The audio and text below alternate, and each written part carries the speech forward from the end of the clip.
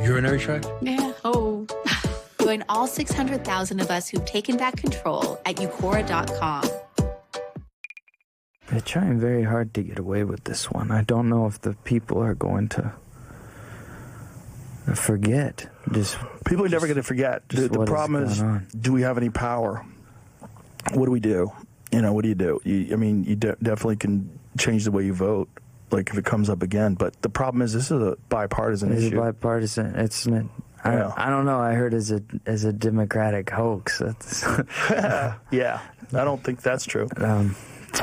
Well, it's certainly not a hoax if you go to jail. It's certainly not a hoax if Ghislaine Maxwell's in jail too. So she's in jail for sex trafficking.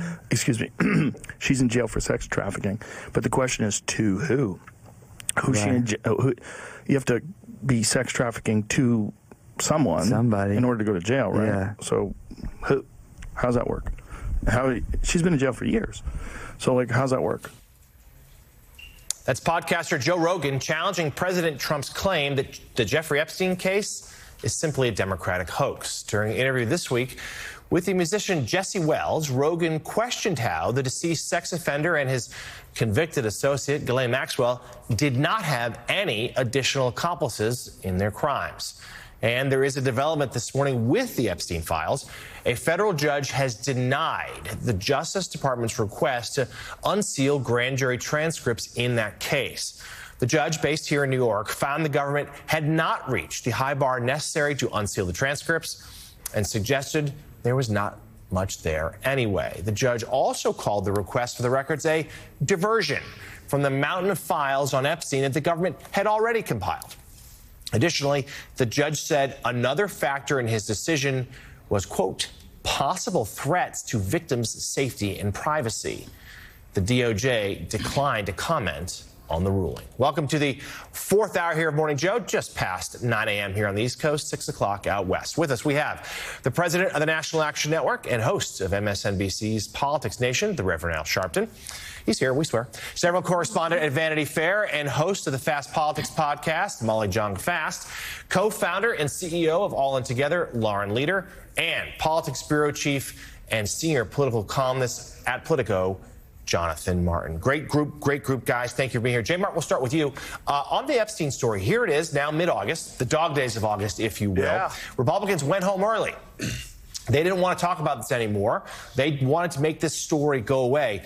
But it is simply, at least let's talk politics first, as best as Donald Trump is trying, he can't quite shake it. Well, first of all, I was amazed to see that in 40 years, Jeff Spicoli has not aged. The guest there on the Joe Rogan podcast. But besides that, look, the fact is that the more that folks are back in their districts hearing about this from people, from voters, and by the way, it's from normie voters, John. It's not from political insiders who are asking about the intricacies of the Build Back or the big, beautiful bill, rather.